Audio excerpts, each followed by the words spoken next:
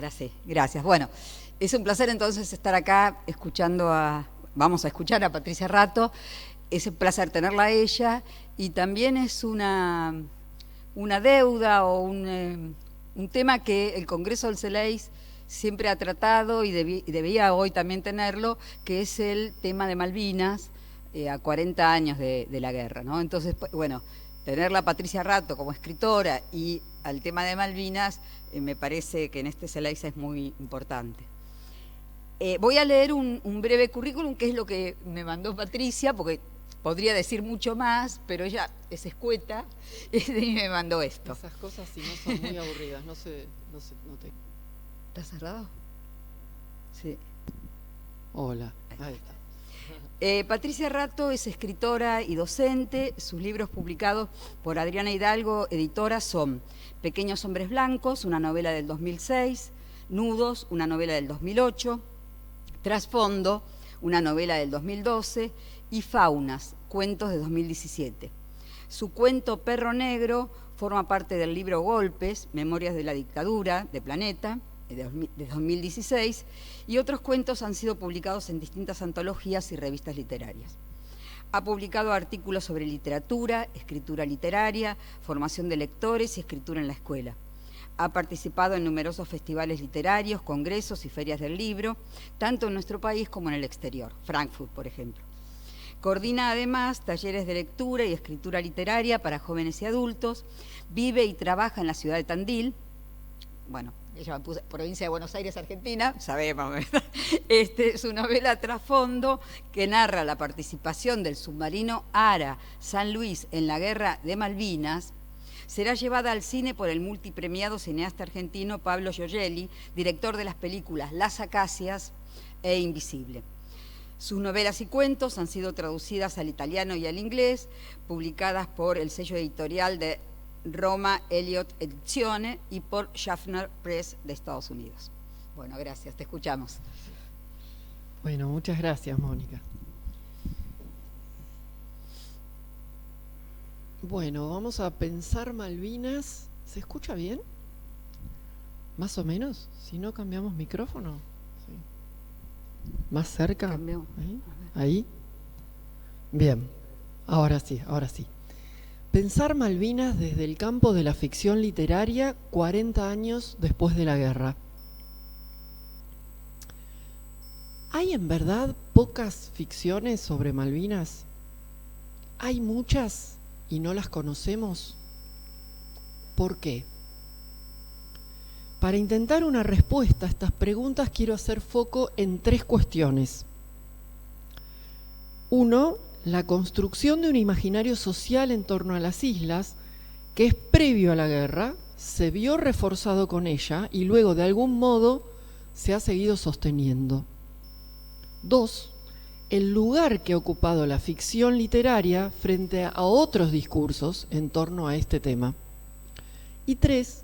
Lo que esperamos de las nuevas ficciones. Comienzo con el imaginario. Las Malvinas son islas que no vemos o que apenas entrevemos. Quizá porque quedan lejos, quizá porque quedan fuera del continente, porque es un territorio que no habitamos, o porque fueron fijadas en la conciencia colectiva como ese territorio que se oculta tras un manto de neblina. Por extensión, podríamos decir que la guerra de esas islas que no vemos fue también una guerra que muchos de nosotros no vimos, o que percibimos de retazos y como espectáculo, con toda la desrealización que eso conlleva, en imágenes que la televisión y algunos medios gráficos ponían frente a nosotros. Me pregunto entonces si frente a esto, frente a ese no ver, frente a ese apenas entrever, la literatura que se hizo sobre Malvinas no intentó, por un lado, meterse de lleno en esa niebla para tratar de entenderla, y por otro, se decidió a horadarla, a atravesarla para ir a ver y mostrar luego qué había allí detrás, para desvelar, si se quiere, en el sentido de quitar el velo, pero también de quitarnos el sueño y abrirnos los ojos. Quizás justamente por eso la literatura sobre Malvinas se ha vuelto eso que nos saca de un tirón el abrigo, el manto protector, para dejarnos solos y con los ojos bien abiertos en la más pura intemperie. Esas ficciones vinieron decididamente a dar cuenta de esa visión fantasmal para intentar comprenderla y a su vez romper con ese mito del no ver. Y por eso mismo resultan cuestionadoras e incómodas. Porque me pregunto, ¿podemos los argentinos tolerar que Malvinas y por ende su guerra se vuelvan totalmente visibles y se conviertan en reales? ¿Hasta dónde estamos dispuestos y dispuestas a saber? Por otra parte, en cuanto al corpus de relatos producidos, cabe decir que la Guerra de Malvinas nace bajo el signo de la ficción. En palabras de León Rosigner, y abro acá un paréntesis para contarles que leí a Rosigner hace ya unos cuantos años, mientras hacía la investigación para escribir Trasfondo, y tengo que decir que me permitió entender esa lectura, me permitió entender algunas cosas que a primera impresión lindaban con el absurdo. Como que se enviara a la guerra un submarino cuya computadora control de tiro no funcionara, con torpedos que no funcionaban, sin trajes apropiados para el frío intenso, pero con una buena provisión de frascos de alcaparras. Bueno, cierro este paréntesis y vuelvo a León Rosigner, que en De la guerra sucia a la guerra limpia, un libro de 1985, desarrolla la idea de que la guerra de Malvinas se concibe como una comedia para distraer al pueblo, en la que todo fue el cómo sí de una guerra, que tenían los planes originales que resolverse en negociaciones por la vía diplomática. Pero hacer algo en esas condiciones requería de un invento construido en común. Y es ahí donde vinieron a jugar un papel importante, por un lado, los discursos estatales y de algunos medios de comunicación, pero también, por el otro, una sociedad fragmentada que necesitaba un imaginario que la reuniese y diera a esa unión un fuerte motivo identitario. Lo cierto es que cuando las negociaciones fracasaron, y la guerra se volvió real, en vez de blanquear ese fracaso, la farsa continuó por medio de la construcción de ficciones plagadas de una verborragia triunfalista, con relatos del aparato estatal y de cierto periodismo funcional a ese aparato, que proclamaban en titulares con grandes letras: vamos ganando, vimos rendirse a los ingleses, seguimos ganando, cerca de la victoria, argentinazo, las Malvinas recuperadas. Casi en simultáneo, la literatura estaba generando, en cambio, dos ficciones en ese mismo momento, dos ficciones que vinieron a mostrar en torno al acontecido una cuota mucho más descarnada de verdad. Primera línea, el cuento de Carlos Gardini, que gana el concurso del Círculo de Lectores y comienza a circular el mismo año de la guerra, que tuvo como jurados a Jorge Luis Borges, Josefina Delgado, José Donoso, Jorge Laforgue y Enrique Pesoni, narra la historia del soldado Cáceres que pierde sus dos brazos y dos piernas por una bomba enemiga y luego es reincorporado como un integrante del Grupo Especial de Combate Mútil, Móvil Unitario Táctico Integral para Lisiados. En el hospital es convencido para acceder a que lo que queda de su cuerpo sea ensamblado una máquina de guerra y así vuelve al frente de batalla. El protagonista es usado inescrupulosamente como un instrumento bélico para ser finalmente descartado como un trozo de carne inservible. La otra ficción es la que seguramente ustedes leyeron y todos conocen, que es Los Pichiciegos de Fogwill.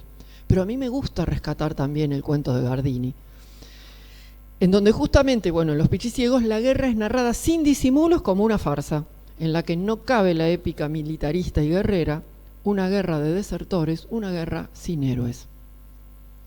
A partir de ese momento fundacional, son numerosas las obras que año a año han ido apareciendo, algunas más apegadas a los hechos históricos y a los testimonios, otras más alejadas, pero no por eso menos válidas, a la hora de acercarnos a eso de Malvinas que aún se nos vuelve un tanto escurridizo. En todos los casos, ya sea porque la literatura viene a romper con el manto de neblina, ya sea porque viene a ofrecernos la visión incómoda o descarnada de lo acontecido en la guerra, coincido con algo que hemos hablado con Martín Cohen en esta cuestión de que la literatura vino a decir algo que no queríamos, que no estábamos preparados para escuchar. Imaginen el cuento de Gardini en el mismo momento de la guerra, ¿no? Porque leer esas ficciones significa, como contrapartida, asumir dónde estuvimos, qué hicimos antes, durante, después de la guerra. En suma, implica aún hacerse cargo. Y habría que ver hasta dónde estamos dispuestos y dispuestas a hacerlo. Pero más allá de que estemos o no dispuestos y dispuestas a confrontarnos con lo que esas ficciones vienen a mostrar, y más allá del hecho de que indudablemente es importante que haya ficciones sobre Malvinas, creo que a 40 años de la guerra, como lectoras y lectores, esperamos que las nuevas ficciones exploren zonas aún no exploradas y aporten sutilezas y matices a lo ya abordado. Voy a mencionar algunas obras, unas pocas en medio de muchas, pero bueno, tenía que hacer una selección, ¿no? Elegí obras que se publicaron en los últimos 5 años y que a mi juicio van en ese sentido, en el de aportar algo diferente a lo que se construyó hasta ahora sobre Malvinas. Una de esas es Campo Minado, de Lola Arias, del 2017. Funciona la performance con la actuación y reúne en escena 3 veteranos argentinos y 3 ingleses para mostrarnos cómo la mirada que tenemos sobre la guerra se complejiza cuando incorporamos las voces de quienes lucharon del otro lado. Lo interesante, además, de la obra es que es una obra construida en los 2 idiomas, ¿sí? Los 2 idiomas que reflejan a esos que fueron en su momento enemigos y que ahora, cada uno en su idioma y con subtítulos, van a tratar de mostrarnos algo de Malvinas de un lado y del otro. Yo voy a leer la traducción de uno de los veteranos ingleses, de un fragmentito. Me acuerdo de este soldado. Le habían disparado en la cara. Cuando lo reviso encuentro una foto de su familia. No es asunto de inteligencia, así que la dejo ahí. Todo el tiempo encuentro en internet la foto de un soldado argentino al que se ve que le dispararon en la cabeza. Está acostado, boca arriba, con un arma sobre el cuerpo. Cada vez que vea la foto me pregunto, ¿será ese mi soldado? Porque hasta el día de hoy, él sigue apareciendo en mi cabeza. Arias nos confronta en su obra con las marcas que deja la guerra a quienes fueron parte de ella, tanto del lado argentino como del británico. Asimismo explora la relación siempre interesante y siempre en tensión entre experiencia y ficción, y nos muestra algunas de las formas de representación que busca y encuentra la memoria. Dice otro veterano británico, algunos marines, como David Jackson, llevaban ropa de mujer entre su equipamiento. Por las noches íbamos a un bar, tomábamos un par de cervezas y bailábamos como si fuera una discoteca. Otra de las ficciones que me parece interesante, que también es del 2017, es Nación Vacuna, una novela de Fernanda García Lao, en donde, frente a la pregunta ¿qué hubiera pasado si Argentina hubiera ganado la guerra?, construye una alternativa, una ucronía, que, como en el mejor de los espejos deformantes, nos permite reconocernos en toda nuestra monstruosidad. Hace 2 años que tenemos la SEME, pero perdimos las defensas de nuestros cuerpos. El enemigo, antes de su rendición estratégica, emponzoñó en secreto las aguas, derramando hasta la última gota de nuestro combustible. Nuestra plana mayor se trasladó para la celebración, ignorando la maniobra sucia. Nadie quería perderse la foto de la supuesta victoria. Nuestros generales pasaron la noche festejando, sin sospechar su destino. Hasta llevaron odaliscas. Ya en la mañana comenzaron los primeros síntomas: mucosidad, contracción de las pupilas, contrariedades respiratorias, náuseas y babeos. Tras los espasmos, el coma. Las odaliscas se suicidaron en grupo. Deambularon perdidas sobre el hielo con los velos congelados y las panzas al aire. Después se abismaron en el océano. Desde que ganamos la guerra, todo se descompuso, anuncia Jacinto Cifuentes, el protagonista de Nación Vacuna. Y es que esa descomposición social de una Argentina supuestamente victoriosa es la que va a mostrarnos la novela, con un lenguaje afilado, cargado de referencias y símbolos, una prosa de humor amargo que no duda en desnudar lo abyecto. Hablamos de literatura, claro, entonces la clave de lo que se narra está sobre todo en el lenguaje, en la lengua que se elige para contar Malvinas. La creación particular de un lenguaje para dar cuenta de la guerra puede verse también en una novela corta, Heroína, la guerra gaucha, de Nicolás Correa, del 2018, en donde volvemos a Malvinas, pero ahora en la voz y el cuerpo de una soldado trans que dice lo que se le canta sin ningún pudor, sin el filtro de lo que la sociedad establece como políticamente correcto a la hora de hablar de Malvinas. Te dejó loca la guerra, heroína, dice el pastorcito con esa voz de pito que tiene. Siempre dije que yo por la patria puse hasta el culo. Como decía, a mí no me vengas a hablar de esa pelotudez de la patria. Yo la vi arrodillada en 4 patas a la patria. Los recuerdos no te dejan, se quedan ahí, manoseando tus pensamientos, te hunden, y si no salís, te vas para abajo como el Belgrano.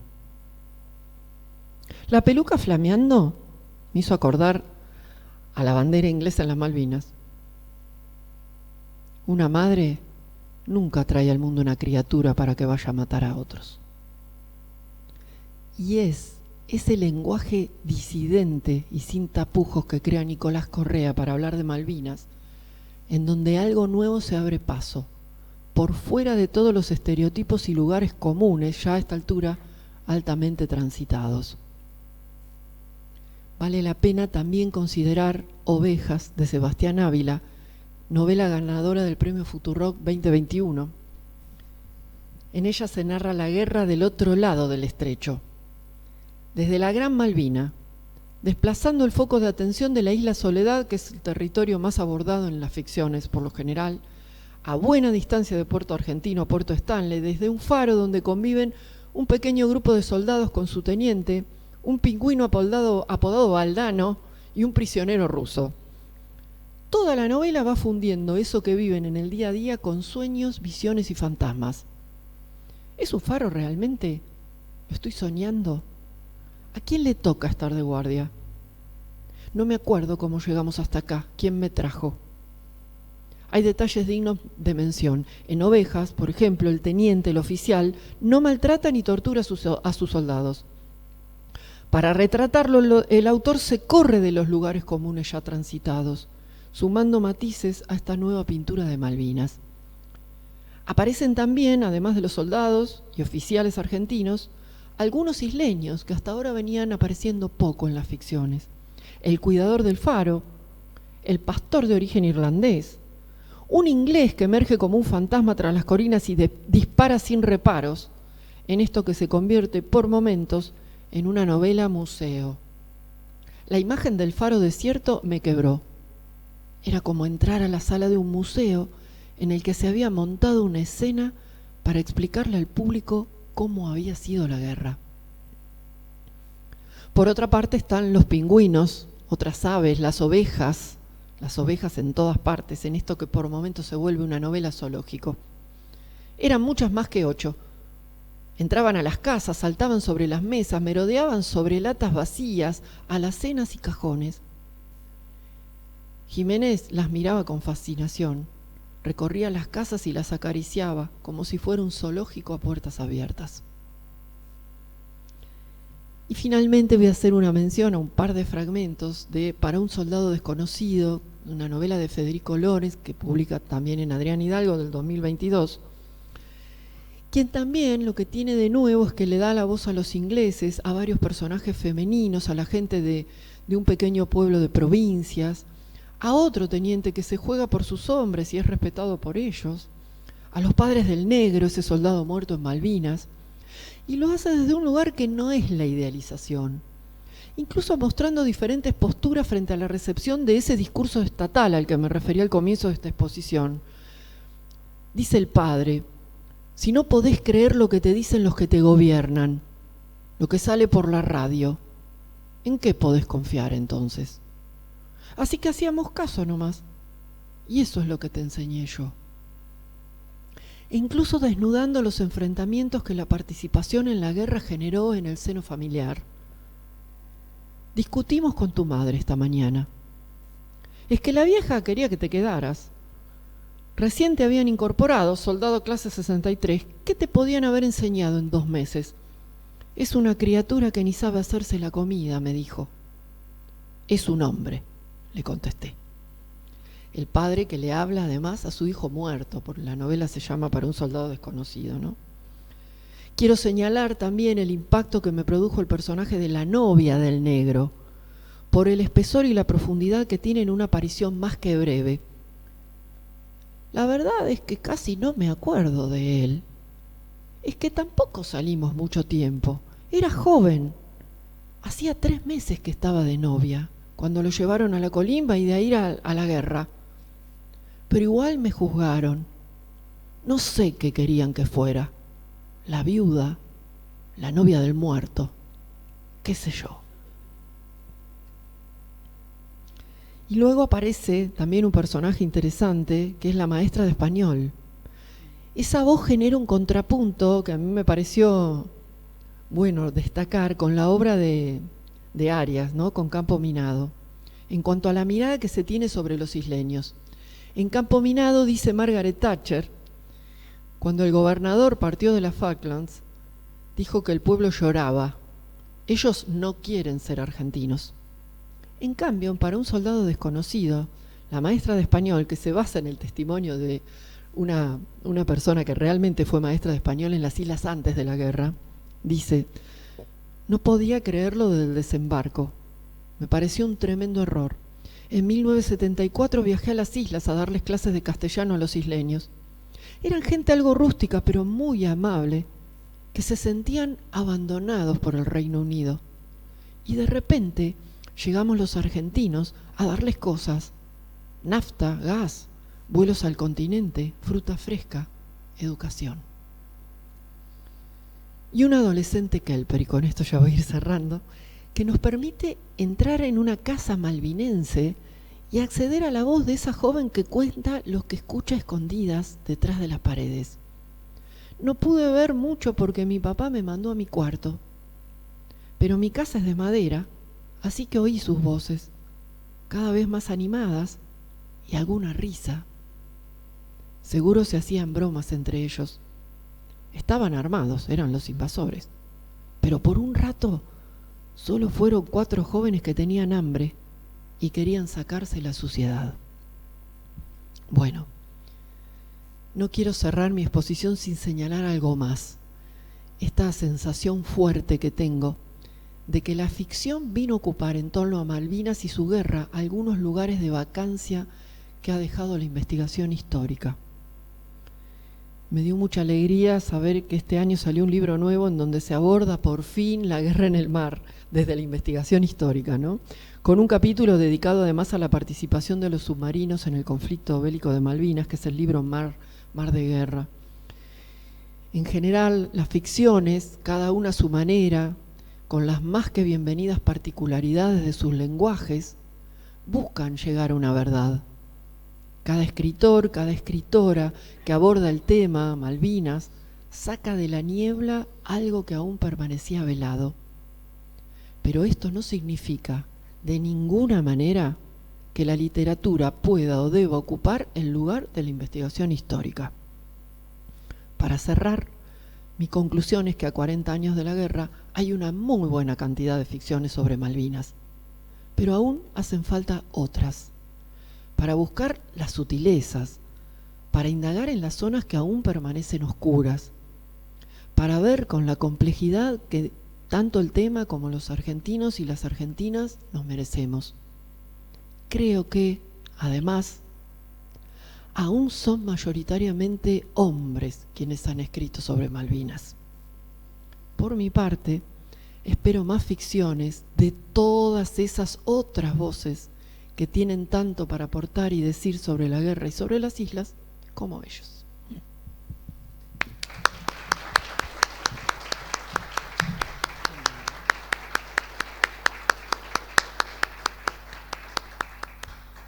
Gracias por escuchar con tanta atención, además.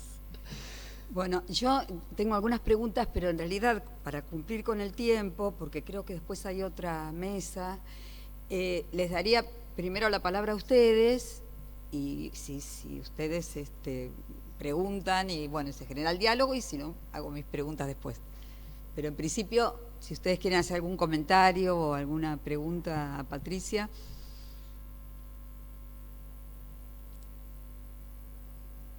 Sí, ahí hay alguien que se está animando. ¿Vos? Sí, te veía. Dale, Martín, no te veía así mano. como que... Como mencionaste los 40 años, yo tengo una impresión, es una impresión mía, que con el acontecimiento de los 40 años sí hubo una mayor presencia de estos relatos a nivel más masivo, ¿no? Que por ahí antes había que buscarlos de manera como más trabajosa, y que sin embargo en este acontecimiento redondo de los 40 años aparecieron, por ejemplo, las cartas, pero en lugares de muy fácil acceso, digamos, ¿no? Que por ahí este nuevo aniversario trajo algunas novedades en ese sentido. Sí. Quería ver si lo habían visto igual ustedes o... Sí, un poco esta charla surge porque, bueno, siempre hay algún periodista o alguna persona que cuando llega un aniversario de Malvinas te dice, me pasarías listas de, porque muchas ficciones no hay, y uno sabe que hay muchísimas, pero como vos decís, muchas ficciones estaban un poco invisibilizadas, pero quizás porque a veces no hay interés de acercarse. Por eso, para mí, lo que yo pretendía hacer es indagar un poco en las razones, ¿no? ¿Por qué está todo ese universo que ahora sí salió, hubo muchas notas y salió más a la luz, digamos, desde ficciones que ya están escritas desde hace mucho tiempo hasta ficciones nuevas que aparecieron? Y un poco pensar, bueno, ¿por qué está todo eso? Y sin embargo en el imaginario hasta de gente que trabaja en periodismo cultural sigue estando la idea de que tantas ficciones no hay, ¿no? Claro. Y por eso indagaba en esta cuestión de esa niebla que siempre rodea el tema de Malvinas, y una vez que uno se dispone a atravieso la niebla y veo con qué me encuentro, uno tiene que de alguna manera hacerse cargo de eso, no puede desentenderse, ¿no? Creo que las ficciones te interpelan de alguna manera a, bueno, mira, pasó esto y ahora...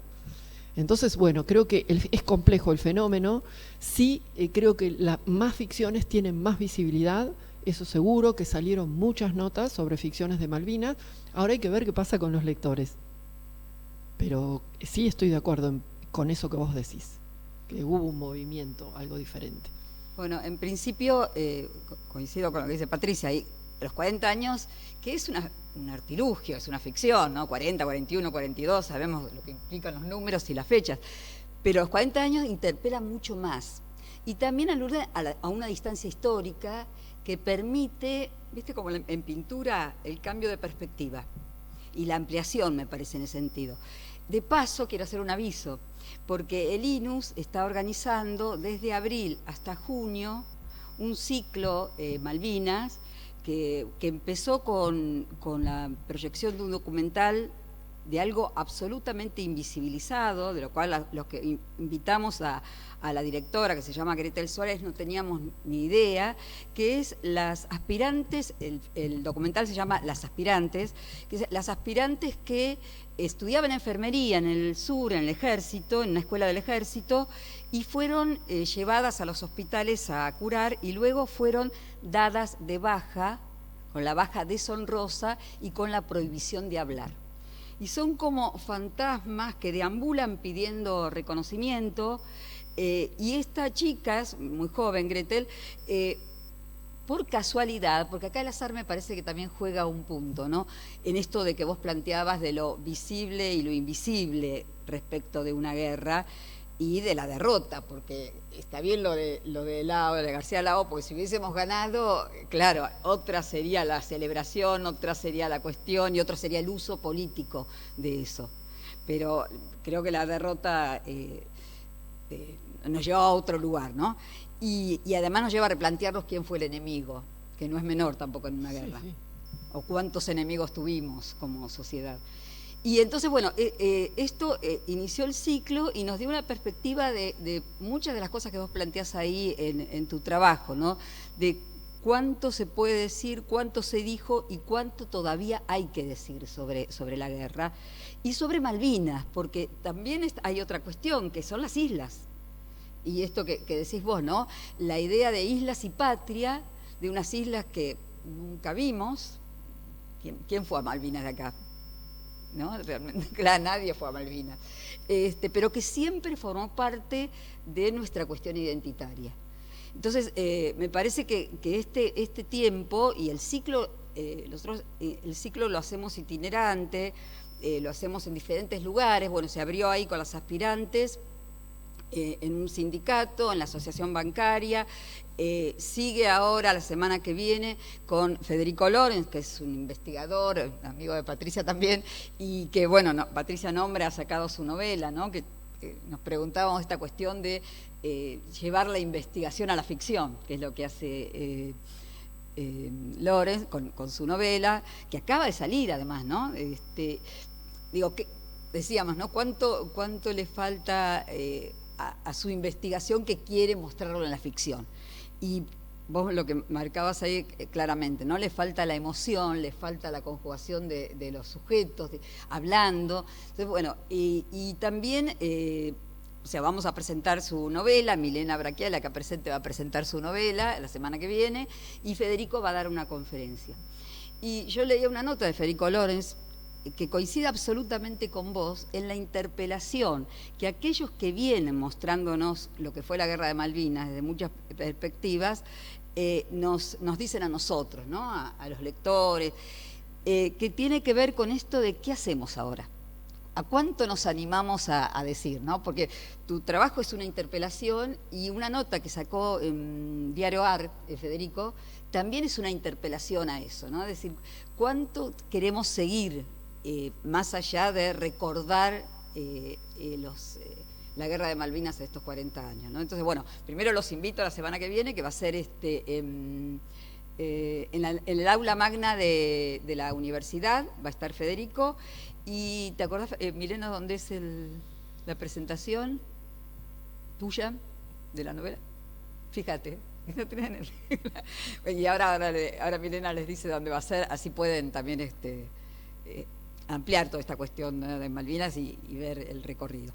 Y en junio, bueno, vamos a dar algunas conferencias, pero en junio cerramos con Gurka, que es una obra que hizo Cito Lema, sí. Y que la actuación es de Pedro Benítez, que fue quien estrenó Gurka, y que ahora vuelve a hacerlo como celebración, y justo en la semana del 14 de junio, ¿no? Vamos a poner la obra. Así que bueno, eso quería avisar. ¿Alguien más quiere hacer alguna? Sí, ahí está. Vamos, que me interesa lo que quieran preguntar ustedes o comentar. Gracias.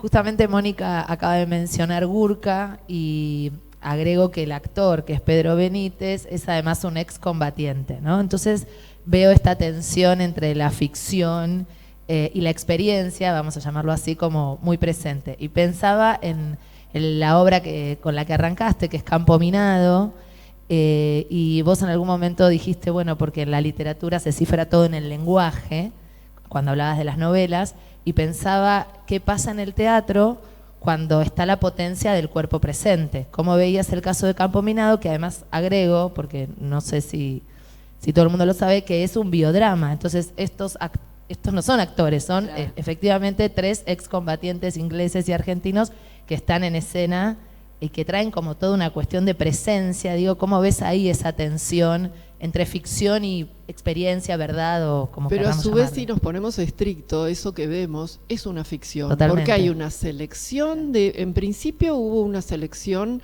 un casting para seleccionar a los excombatientes que pudieran desempeñarse para hacer la obra. Después hay una selección de fragmentos de testimonios, hay una puesta en escena, en donde además hay música, porque algunos de ellos, incluso unos argentinos tenían una banda que hacían covers de los Beatles. También los ingleses cantan en algún momento canciones tradicionales, se cambian de ropa, entonces sigue siendo una ficción. Lo que pasa que ahí es donde vemos que la ficción tiene como un camino que parece como un desvío, ¿no? Como digo yo, como un espejo que deforma para llegar a la verdad. Es otro camino, un camino diferente al del testimonio. Cuando podemos cruzar esas cosas, en el caso cuando yo escribí la novela, le tomé testimonio a los submarinistas que viven acá en Mar del Plata, la mayoría del submarino San Luis, pero luego decidí hacer una obra de ficción. Digamos, lo que hace uno cuando genera ese cruce es tomar algunas herramientas que te da la ficción para darle más relevancia o para generar algunos efectos sobre eso que estuvo pasando y que recuperás por medio de los testimonios, ¿sí? Yo creo que en el trabajo de Lola Arias, aunque esté el cuerpo también tiene su lenguaje, y cuando hablo de lenguaje hablo en general del lenguaje hablado, de la lengua, pero también del lenguaje, en ese caso corporal, de quienes están haciendo una obra que tiene mucho de testimonial, pero a su vez tiene parte de armado de una obra que busca generar un efecto, ¿sí? Entonces sigue siendo una ficción. Sí, sí, totalmente. Lo que pasa que con Malvinas tenemos ficciones como la de Fernández García Lau, que es realmente una ucronía, es decir, ¿qué hubiera pasado? Imagino, como escribe Fernanda García Lau, yo les recomiendo leerla, con un lenguaje muy potente, muy irreverente, porque se mete en zonas en las que por ahí, o la novela de Nicolás Correa, que genera esta soldado trans, que con su manera de hablar muy desprejuiciada, se mete en lugares que un poco desmitifica esa cosa de acá no te metas con los héroes de Malvinas, ¿no? Porque, por eso digo que hay una tensión entre lo testimonial y la experiencia y el respeto hacia quien estuvo en la guerra o a las familias que perdieron a sus hijos o familiares en la guerra. Hay una tensión entre eso y lo que la ficción puede hacer para mostrarnos otra cosa.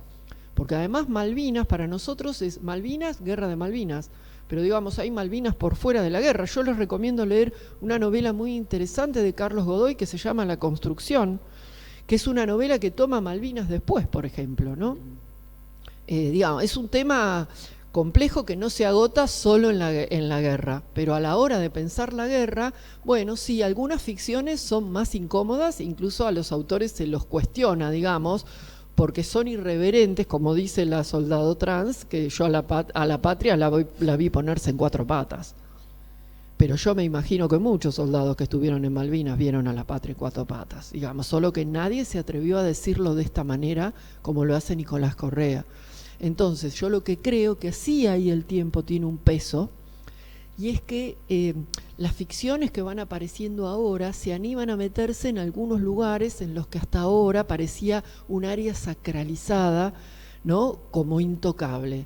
Y siempre que tengamos un área intocable, nos vamos a perder de saber cosas que estuvieron pasando ahí adentro, ¿no? Entonces, bueno, me parece bien desacralizar Malvinas sin perder nunca respeto a quienes realmente estuvieron en Malvinas, ¿no?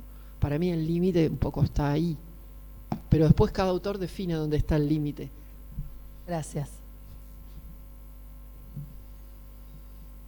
Bueno, en realidad yo iba a hacer una pregunta parecida en relación a la idea de ficción que vení desarrollando desde la charla, pero después, mientras ella preguntó y vos respondías, pensaba en otra cuestión que es vos has marcado un corpus muy reciente de los últimos 5 años y al mismo tiempo dos narraciones que son contemporáneas, sí, inmediatamente contemporáneas a la guerra.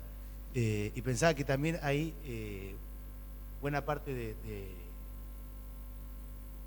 puntos en común. Cuando dijiste lo de Lola Arias, por ejemplo, recordé inmediatamente el poema de Borges, que también traza esta cuestión de las dos lenguas, ¿no?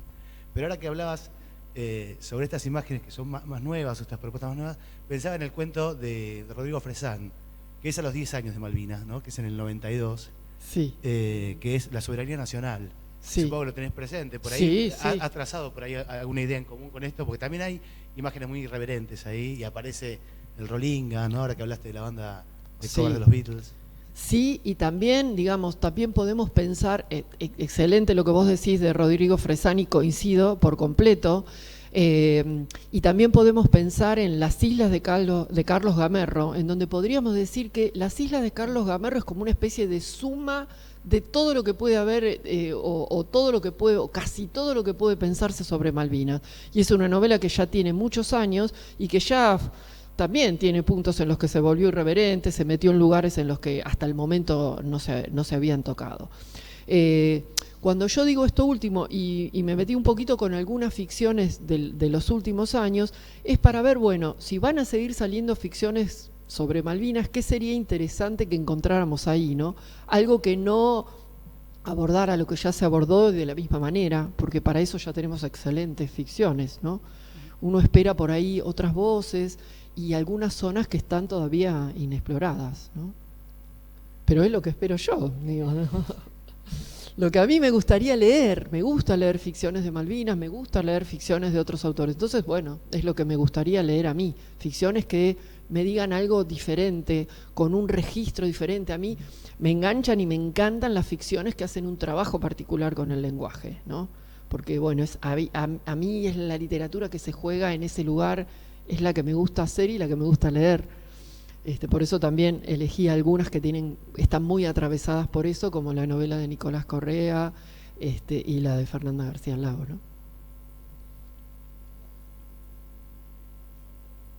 ¿no?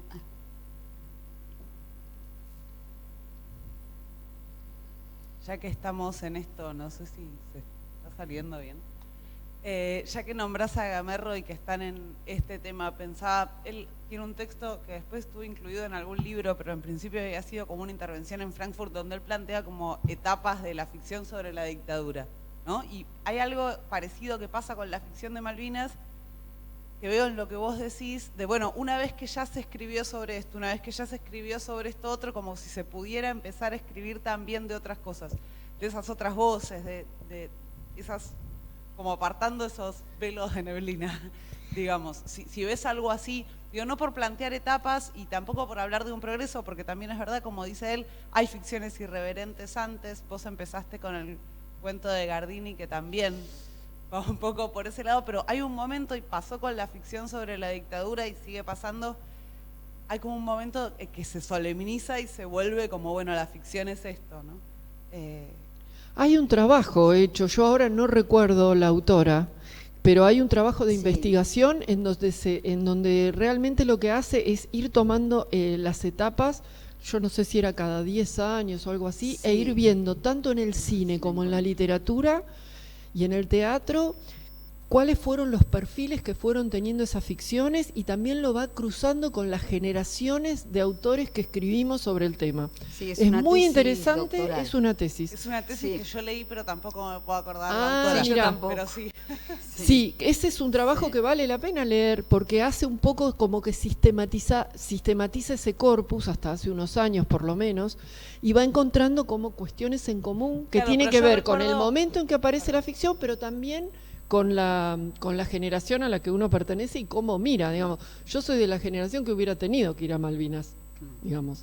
Yo, de hecho, me pongo a escribir trasfondo porque cuando escucho la historia en una escuela en la que doy clase del submarinista que tenía 19 años cuando lo mandaron a Malvinas sin saber que iba a Malvinas, acá en el submarino San Luis, ese submarinista está viviendo ahora en Tandil y es el primero que entrevisto, porque lo escucho hablar en una escuela y contaba que tiraban torpedos que no funcionaban y toda la armada los andaba buscando y estuvieron no sé cuántas horas metidos abajo del agua con las cargas de profundidad que le tiraban, ¿no? la Armada Británica con todo lo que tenía a su disposición y bueno, nada, yo decido entrevistarlo.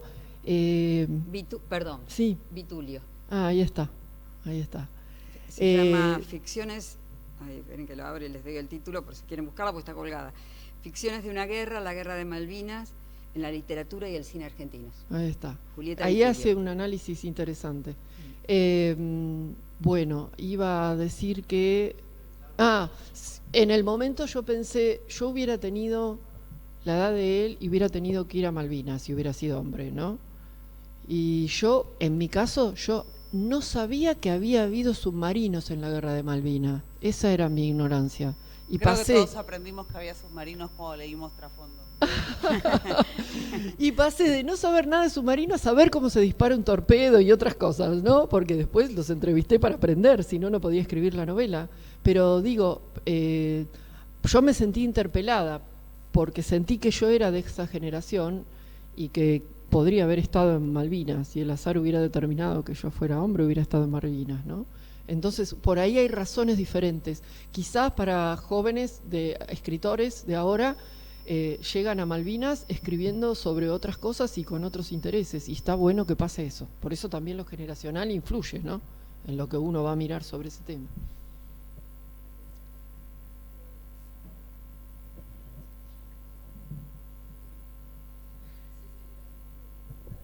Allá también, compartan así. Mónica Marinone. ¿Qué tal? Bueno, me encantó tu conferencia. Sinceramente, me gustó mucho cómo la armaste, gracias. cómo está presentada, porque es un tema fuerte, pero lo manejás de un modo, digamos, que mitiga un poco recuerdos y la cuestión Malvinas, que es si uno va a ser si uno va a ser escritor, escritora y va a hablar de temas suaves, mejor no viene a hablar y se queda allá en Tandil, que hace mucho frío para viajar y todo eso. No, bueno, digo, uno tiene que molestar un poco y molestarse, porque a mí también me molestó escribirlo, digamos, me incomodó. La y pregunta si uno no genera incomodidad... Lo que me interesa que por ahí hables un poco es eso que mencionaste como deuda de la historia en relación con la cuestión Malvinas. ¿Qué has consultado en relación con el discurso autobiográfico para escribir lo tuyo, más allá de los testimonios, etcétera? Y si conoces algunas investigaciones que ahora se estén llevando adelante desde el dominio de la historia respecto de Malvinas, como para ponerse un poco más a tiro con esto que ha pasado. Lo que yo digo un poco de la investigación histórica no parte de otro lugar que es de mi propia experiencia. Cuando yo encuentro a aquel submarinista y decido investigar para ver qué había pasado, cuál era la historia del submarino San Luis, pero digo, hasta ese momento la novela yo la terminé de escribir y se publica en el 2012, y hasta ese momento mucho de lo que había sobre Malvinas como construcción del absurdo era una construcción del absurdo desde jugar al absurdo desde la ficción. Y a mí lo que me pareció cuando escuché a este submarinista era que no había que salir a inventar nada, que el absurdo estaba en la propia historia.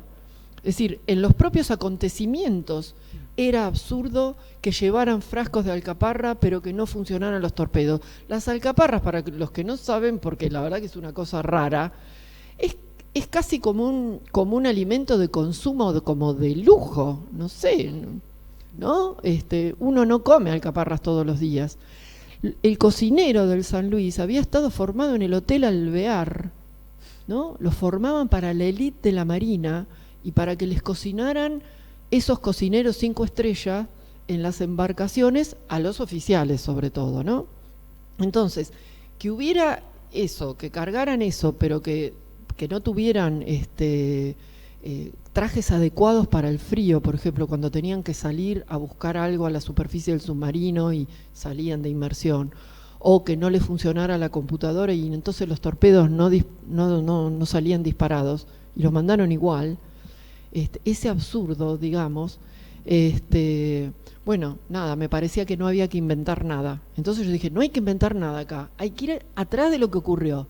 Pero ¿dónde está lo que ocurrió? En ninguna parte, no había nada. Encontré 2 notas de la revista Gente, una a los 10 años y otra a los 20 años, en donde las entrevistas estaban hechas, una al comandante del submarino y otra a un oficial de rango importante. Había 7 oficiales y el resto de la tripulación eran 28 suboficiales. Esos 7 oficiales, es decir, los 2 testimonios que yo leí en la revista Gente, contaban la guerra como si hubiera sido un submarino tripulado por 7 oficiales. Los suboficiales no existían en esa historia. Yo digo, ¿y todo el resto de la tripulación? Parecía un barco fantasma tripulado por el comandante nada más. Digo, no, acá hay otra cosa que no están contando. Tuve esa sensación muy fuerte. Y la novela se terminó llamando así, Trasfondo, porque me acuerdo en una conversación con el editor que le digo, todavía no puedo llegar a ver qué hay atrás. Pero acá hay otra cosa. No es eso que dice la revista Gente, no es eso que dijo el comandante. Y entonces busqué y no había nada. Entonces, ¿qué hice? Me puse en contacto con los submarinistas, con algunos que además decían, una mujer, una señora de Tandil que quiere entrevistarnos. El comandante le decía, ¿quién es? ¿Quién es? No, no le den entrevistas a esa mujer zurda que escribió 2 novelas de la dictadura, no, orden de que no me hable. No, fue una aventura, yo tengo tantas cosas para contar de eso. En algún momento me daba miedo, digamos, había hace muchos años ya de esto, y la orden del comandante de no hablen con ella, y otros que me decían, nosotros te vamos a contar igual, porque yo me tuve que ir cuando llegué, nos escondieron, les dimos vergüenza, no nos ascendieron, y yo me tuve que ir a trabajar de remisero para mantener a mi familia. Y yo te voy a contar y no me importa nada de lo que pase. Y ese le fue diciendo a otro, a otro, a otro, a otro, y entrevisté como a 15, y no entrevisté a más de 15 porque yo lo que necesitaba era todas las posiciones del submarino. El submarino es como un pasillo, como un tubo, y el que estaba en la sala de máquinas no sabía lo que pasaba donde están los torpedos. Entonces necesitaba el cocinero, el operador de radar, porque eso, nada, ahí es donde aparece esto. Yo lo escuchaba hablar al operador de radar y digo, esto es la madriguera de Kafka, por ejemplo, ¿no? Entonces aparecen unos fragmentos de la madriguera de Kafka en la novela, porque en la madriguera de Kafka hay un bicho, un topo, qué sé yo, que toda la construcción del enemigo la hace por los ruidos que va escuchando, ¿no? Yo digo, esto es el topo de Kafka. Y bueno, entonces ahí empezaron a aparecer diálogos también con otras ficciones, pero a lo que voy es que no había nada. Y hasta hace muy poco, este año, el primer libro de investigación histórica sobre la guerra en el mar, donde hay un capítulo de investigación dedicado a los submarinos, salió este año.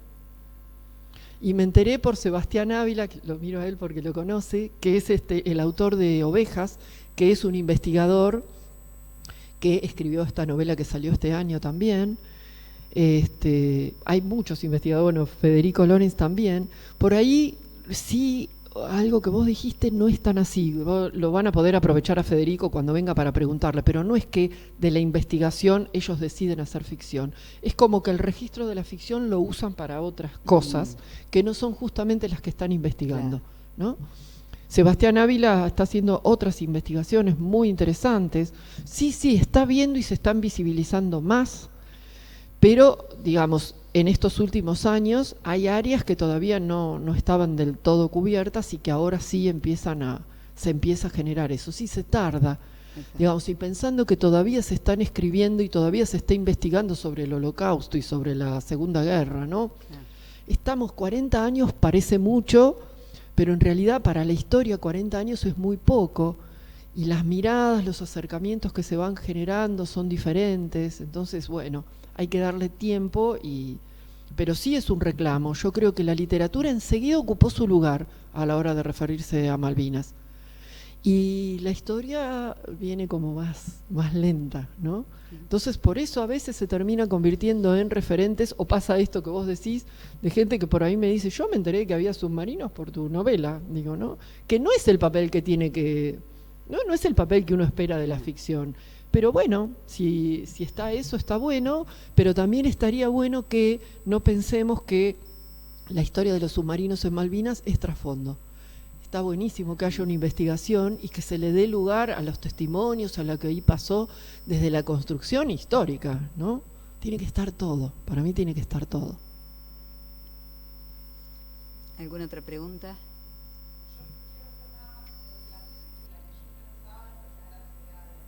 Ah, No, para nada más el crédito. Está Lara bien. Segade era la que yo pensaba, no tengo más nada que agregar. nosotros pensamos Lara, en sí, algo, Lara ¿no? ha escrito mucho, sí, y es, sí, es excelente Pero ese vos trabajo. hablabas de esto, ¿no? De la de cine y literatura. Sí, hablaba de esa, pero la de Lara la leí también. Sí. Sí. Hola. Hola. Sí, ¿Qué tal? gracias. Quería preguntar, los tripulantes que entrevistaste para la novela, ¿llegaron a leerla? ¿Te contactaron después? ¿Cuál fue su recepción de la novela? Sí, no solo llegaron a leerla, yo me acuerdo cuando salió el libro, que siempre hubo un grupo que eran como los más próximos, que fueron los que me organizaban cosas, ¿no? Les voy a contar esto que en realidad no tendría que contarlo, pero lo voy a contar porque tiene que ver con esta situación que voy a describir y con el vínculo que se fue generando.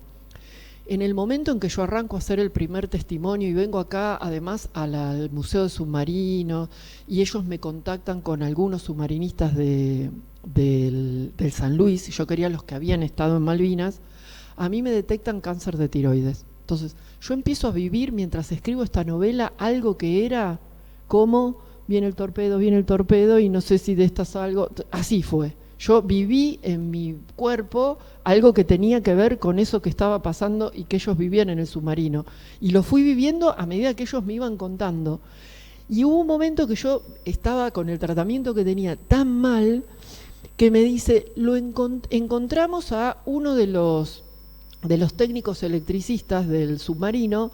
Después se fue de ahí, se fue de la Armada, porque realmente los trataron mal cuando volvieron, se fue a trabajar a un circo como electricista, y un día le fue a dar de comer al león y el león le comió un dedo, una historia impresionante, y yo lo quería entrevistar, digo, tengo un personaje porque ese era el que cuando las cosas estaban mal y se venía acercando el torpedo, a los más jóvenes les hacía bromas y se había hecho con un alambre unos anteojitos como de John Lennon y les hacía chistes. Y yo digo, tengo que entrevistar a este hombre, lo tengo que entrevistar.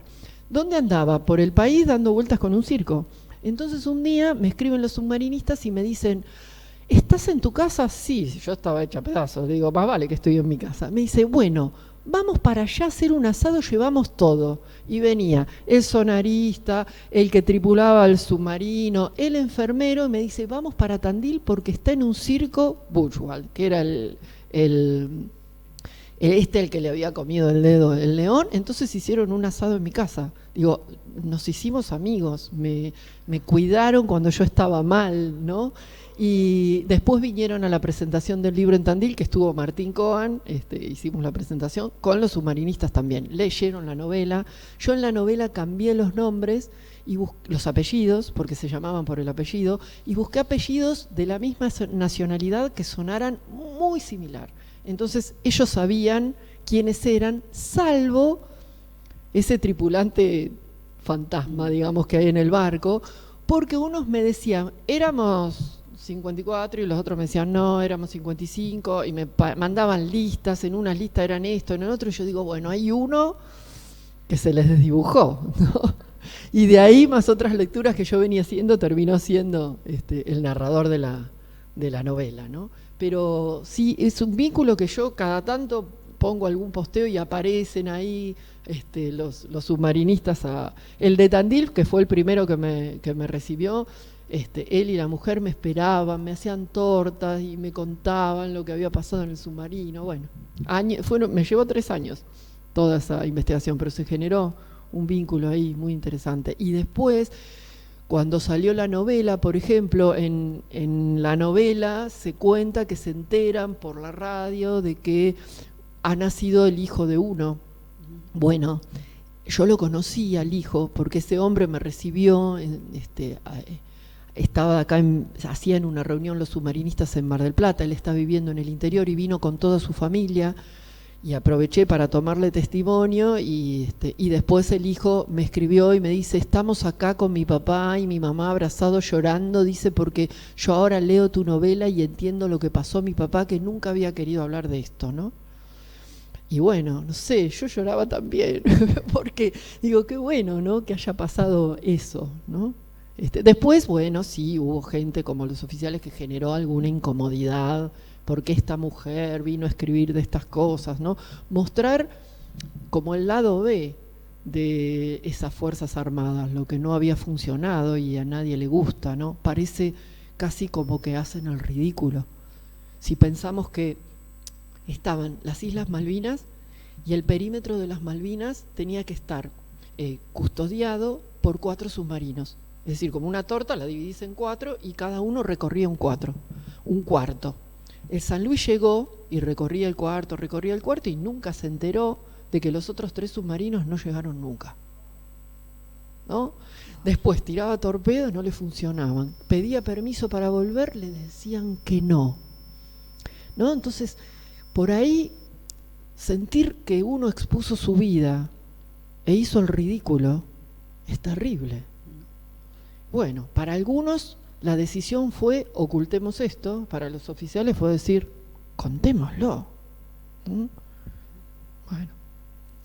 perdón, me salió la respuesta larga, viste que siempre está respuesta larga o respuesta corta y a mí me sale respuesta larga. Estamos un poco pasados de horario ya. Si hay 2 minutos, me Yo gustaría te iba a pedir que leerles un fragmentito, porque por ahí el que no leyó la novela, yo que insisto tanto en esto del lenguaje, para mí el desafío fue cómo cuento. Yo soy un poco claustrofóbica, les digo, me subo a un ascensor y miro ahí cómo puedo salir, qué botón de emergencia puedo tocar. A veces he subido pisos y pisos por escalera cuando un ascensor me da cosita. Y siempre tuve esa sensación de lo claustrofóbico de estar en un submarino, en donde no hay posibilidades de agarrar un salvavidas y tirarse al agua si pasa algo, ¿no? No hay ninguna escapatoria. Entonces yo siempre me pregunté cómo hago para llevar eso al lenguaje, ¿no? Porque para mí la literatura no tiene solo que decir, tiene que ir más allá y tiene que mostrar, ¿no? Entonces, bueno, nada, por ahí cuando uno habla de la novela no es lo mismo que leer un fragmentito y con eso los libero, vayan a comer que deben tener hambre y otras charlas y etcétera. Chorrean agua los 3, mientras escuchan cómo se acerca el torpedo enemigo, la hélice zumbona girando locamente cada vez con mayor intensidad. Linares se aferra al rosario que lleva en el cuello y mueve los labios en silencio. Estará rezando mientras el torpedo se acerca, y yo me digo que quizá en el barco que lo ha disparado hay alguien imaginando nuestra explosión. El hueco infernal en la coraza del submarino que aumentará la presión hasta hacernos estallar en pedazos, de adentro hacia afuera, a todos y cada uno de nosotros, como si nos inflaran e inflaran hasta hacernos reventar. No habrá tiempo para nada, ni para gritar, ni para huir, ni para oír, ni para ver. La sangre teñirá el agua de un rojo restallante que poco a poco irá diluyéndose hasta volverse solo agua. Las luces oscilan, estamos con poca batería. El comandante pregunta, remanente 20%, le responden. Zumba, estribor el torpedo, remanente 15%. Y sigue el torpedo, lo escucho. Zumba y sigue, remanente 10%. El submarino vibra, el comandante ordena detener máquinas para que no se agoten las baterías. Se hace un silencio aún mayor. Nada se oye. Derivamos suavemente y el agua transparente retrocede al rojo y la sangre vuelve a los miembros y los miembros al cuerpo y los cuerpos al submarino y el hueco se sella y la chapa se restablece mientras el torpedo sigue de largo hasta que dejamos de escuchar la maldita pequeña hélice de su motor.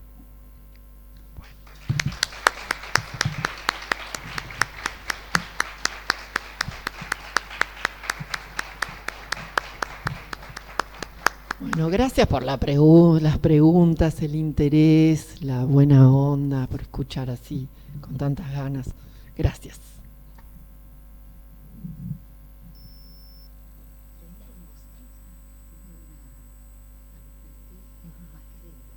Claro, bueno, ¿viste? La voz, ¿no? Sí. Muy bien.